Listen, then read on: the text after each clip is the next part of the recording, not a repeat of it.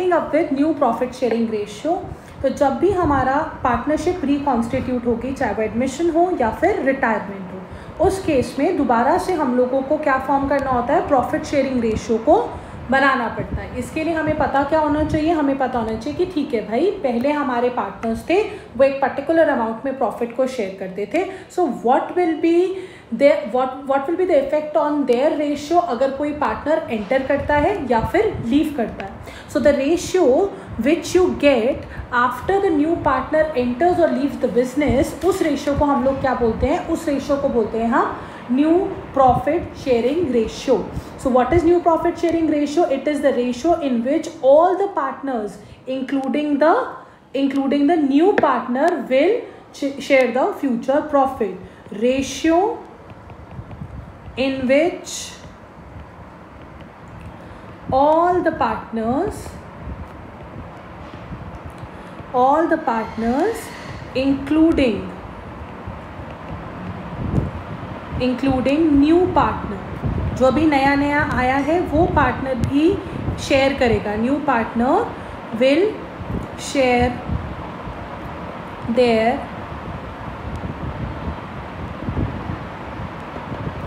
Future profits. इस ratio को हम लोग क्या बोलेंगे, इस रेशियो को हम लोग बोलते हैं new profit sharing ratio. Is the concept clear?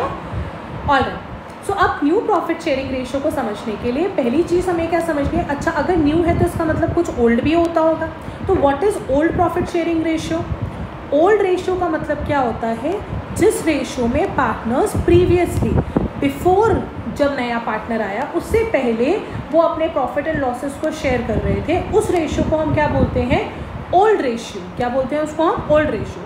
तो supposedly A and B partners थे, ठीक है, ए एंड बी पार्टनर्स थे। अब वो अपना प्रॉफिट इक्वली शेयर करते थे, यानी कि किस रेशियो में शेयर करते थे, 1:1 में शेयर करते थे।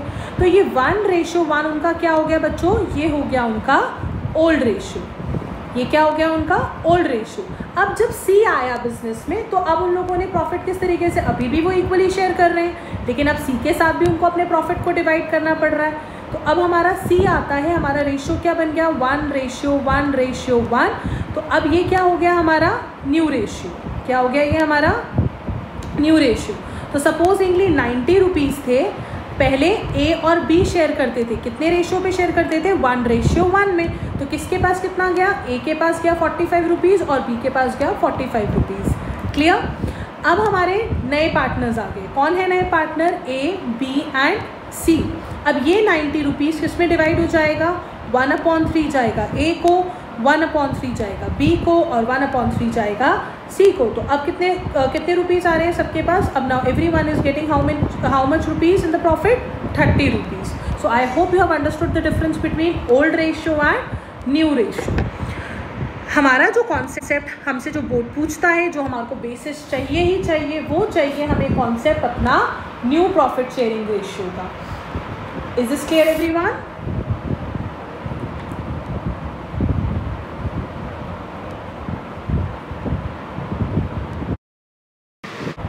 Alright, let us understand how can we calculate new profit sharing ratio. Now to calculate new profit sharing ratio, what we need to understand कि भाई new profit sharing ratio निकालने के लिए अलग अलग केसेस हैं, ठीक है। तो पहला केस क्या होता है, पहला केस होता है जब हमारे को न्यू या फिर इनकमिंग पार्टनर जो है, न्यू या फिर इनकमिंग पार्टनर जो है उसका जो शेयर है वो कहाँ से मिलता है, वो मिल रहा है ओल्ड पार्टनर से in old profit sharing ratio. तो क्या मिल रहा है हमारे को, जो हमारा न्यू पार्टनर है, जो हमारा न्यू पार्टनर है उसको शेयर मिल रहा है ओल्ड पार्टनर से in the old profit sharing ratio, या फिर हम सिंपल टर्म्स में बोल देते हैं कि when profit share of new partner, जो नया पार्टनर आ रहा है उसका जो प्रॉफिट शेयर है इज़ गिवन इन क्वेश्चन, वो हमें क्वेश्चन में ऑलरेडी गिवन है, ठीक है। तो उस केस में हम लोग अपना न्यू प्रॉफिट शेयरिंग रेशियो कैसे निकालेंगे, तो इसमें सबसे पहले हमें क्या समझना होता है, हमें समझना है न्यू प्रॉफिट शेयरिंग रेशियो का फॉर्मूला, ठीक है जी, न्यू प्रॉफिट शेयरिंग रेशियो का फॉर्मूला। तो न्यू प्रॉफिट शेयरिंग रेशियो का फॉर्मूला क्या होता है बच्चों? अगर हमारा ऑलरेडी गिवन है शेयर तो हमारा फॉर्मूला होगा remaining share into old ratio. ठीक है जी, ये तो हम ओल्ड रेशियो तो हमें पता चल गया, कि क्या होता है, लेकिन अभी हमें ये नहीं पता कि रिमेनिंग शेयर क्या होता है। तो सबसे पहले हम समझते हैं रिमेनिंग शेयर क्या। तो अभी हम लोगों ने प्रीवियसली देखा था, पिछले एग्जाम्पल में क्या हमने समझा था कि भाई अगर मेरा प्रॉफिट है, क्या हमने देखा था कि भाई अगर हमारा जो बिज़नेस है उसका प्रॉफिट जो है वो कितना है, 100 रुपीज़ है। ठीक है, तो उसमें से हमारा ओल्ड रेशियो कर दिया तो 45 मुझे मिला, 45 इसे मिला। अब हम कह रहे हैं कि भैया सी आ गया, और मैंने कहा कि देखो सी को जो है वो तो 30 रुपीज़ मिलेगा ही मिलेगा, तो मुझे कितना मिलेगा भाई? उसमें हम क्या करेंगे भाई, 90 रुपीज़ थे, उसमें से हम 30 रुपीज़ माइनस कर देते तो हमें पता चल जाता। तो उसी तरीके से हम क्या करते हैं, जब भी हमें रिमेनिंग शेयर निकालना होता है हम प्रॉफिट को मान लेते हैं 1। क्या मान लेते हैं प्रॉफिट को? 1। तो हम कहेंगे let profit is equals to 1। अब इस 1 में से जो शेयर होता है किसका, न्यू पार्टनर का, उसको हम माइनस कर लेंगे, शेयर ऑफ न्यू पार्टनर। ठीक है जी, जब हम share of new partner minus कर लेंगे तो जो हमें मिलेगा वो होगा हमारा रिमेनिंग शेयर, और इसी बेसिस पे हम लोग क्या निकालेंगे, न्यू प्रॉफिट रेशियो निकालेंगे। कैसे निकालेंगे देखते हैं हम, एक एग्जाम्पल कीजिए। तो एग्जाम्पल कहता है हमारा कि A and B are partners. ठीक है जी, A and B are partners, sharing profit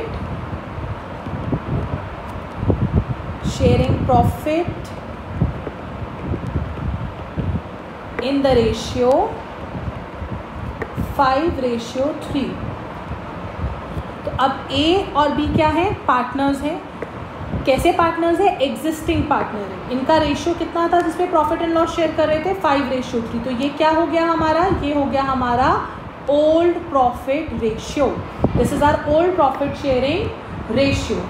ठीक है, आगे क्वेश्चन कहता है C is admitted for 1/4 of the share. ठीक है जी, क्या बोला गया है हमारे को कि सी, न्यू पार्टनर कौन हो गया हमारा यहाँ पर, सी आया, और उसका शेयर क्या है पार्टनरशिप में, वो है 1/4। तो ये सारी इन्फॉर्मेशन हमें चाहिए। तो देखो बेटा, क्वेश्चन को डिकोड करना बहुत ज़रूरी होता है, नहीं तो आंसर ही समझ नहीं आएगा। तो अब यहाँ पर हमने क्या पढ़ा था, हमारा केस क्या है, हमारे केस में हमारे को ओल्ड रेशियो गिवन है, और हमारे को क्या गिवन है, हमें कुछ सैक्रिफाइस नहीं दे रखा है, हमें सीधा सीधा दे रखा है कि भैया जो नया पार्टनर आया उसका इतना शेयर है। तो हमने कहा ठीक है, कैसे सॉल्व करेंगे इसको, हमने कहा let profit equals to, profit को हमने क्या ले लेना है, प्रॉफिट इज इक्वल्स टू 1। अब हमें क्या करना है, और इसका शेयर कितना है, सी का शेयर कितना हो गया भैया बिजनेस में, 1/4। किसका 1/4 है, ऑफ प्रॉफिट का 1/4 है भाई इसका शेयर। ठीक है जी, तो हम कहते हैं अच्छा अगर इसका 1/4 है तो रिमेनिंग शेयर कितना है, इतना तो ये ले जाएगा प्रॉफिट में से, तो हम ले लेते हैं रिमेनिंग शेयर। रिमेनिंग शेयर के लिए हम क्या करते हैं, 1 that is profit minus new partners profit share. तो कितना बचा हमारे पास यहाँ पर, 1 माइनस 1/4 करेंगे तो हमारा क्या आएगा आंसर, 3/4। राइट, जिन लोगों के पास मैथ्स नहीं है उनके लिए 4 हमारा एलसीएम, ये 1 है तो इसके नीचे आ जाएगा 1 और 4 की एलसीएम लेंगे तो क्या आएगा 4। 1 के टेबल में 4 कितना जाता है, 1/4 जा, तो 4 1 जा 4, तो 4 माइनस 4 के टेबल में 4 कब आता है, 1 जा, तो 1 इंटू 1 कर लिया तो कितना आया 1। क्या आया आंसर हमारा, 3/4। इज दिस क्लियर है। आगे देखते हैं, हमने रिमेनिंग शेयर तो निकाल लिया, अब हमें क्या निकालना है, न्यू प्रॉफिट शेयरिंग रेशियो।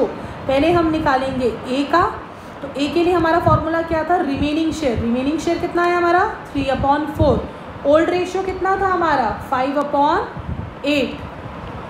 ठीक है जी, तो 3/4 इंटू 5/8 क्या आंसर आएगा हमारा 15/32। नाउ नेक्स्ट हमें किसका निकालना है, new profit sharing ratio of B. New profit sharing ratio of B, again same formula क्या था, रिमेनिंग शेयर कितना है हमारा, रिमेनिंग शेयर है 3/4। 3/4 और हमारा शेयर कितना है बी का शेयर था प्रॉफिट में 3/, ओल्ड रेशियो कितना था उसका 3/8। क्या आंसर आया हमारा 9/32। Is this clear? अब हमारे को इसका शेयर कितना गिवन था भाई, हमारे को तो 1/4 था और रेशियो के लिए हमें सब सारे के सारे ए बी और सी का डिनोमिनेटर सेम करना पड़ेगा।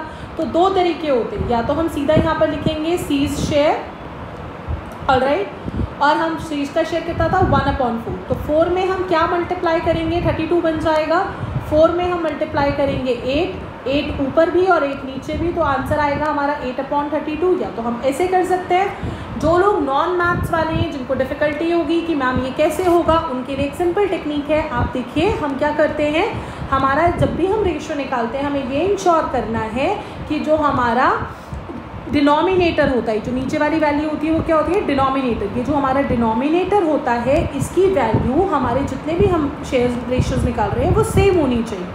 तो कैसे कर सकते हैं हम वैल्यूज़ को सेम, जितना भी डिनोमिनेटर दे रखा है, तो पहले का 32 था नीचे डिनोमिनेटर, इसका भी 32 था और इधर क्या था डिनोमिनेटर 4 था। तो हम इसका क्या करेंगे एलसीएम निकाल देंगे। तो 4 8 जा 32, 4 1 जा 4, 4 2 जा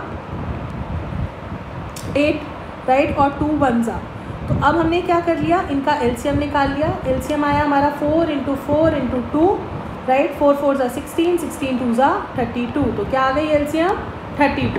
तो यहाँ पर हमने कॉमन एलसीएम ले ली, तो जो भी रेशियोज होंगे उसके साथ हम कॉमन एलसीएम को यूज़ करेंगे। Is this clear everyone? तो अब कॉमन एलसीएम को कैसे यूज़ करेंगे, इसमें तो ऑलरेडी 32 था, तो हमने कॉमन एलसीएम लगाई 32। रेशियो क्या था हमारा पहला वाला रेशियो था 15/32। तो 32 के टेबल में 32 कब आता है 1 जा, तो 30। देखो बच्चों याद रखिएगा, जो डिनोमिनेटर होता है उसको मल्टीप्लाई करेंगे आप एलसीएम के साथ, जो भी आंसर आएगा उसको आप मल्टीप्लाई करेंगे न्यूमिरेटर के साथ। Is this clear? This is specially for children who do not have maths. Okay, so now यहाँ पर क्या आएगा 32 के टेबल में 32 कब आता है 1 जा, एंड 15 × 1 कितना हुआ 15। सिमिलरली यहाँ पर भी हमारा डिनोमिनेटर क्या है 32, एलसीएम क्या है 32। तो 32 1 जा 32, 32 1 जा 32 एंड 32 1 जा 32 और 9 × 1 कितना हो गया 9। तो यहाँ आ गया 15/9। अब यहाँ पर हम लोगों ने क्या करा था, यहाँ पर हमारा 1/4 था वैल्यू। अगर हम इस मेथड से नहीं कर रहे थे तो 1/4 था हमारा वैल्यू, राइट। 4 के टेबल में 32 कब आता है 8 जा, ठीक है। तो 8 × 1 कितना हो गया था 8 × 1 होता है 8। तो वैल्यू आ गई हमारी 15/9/8।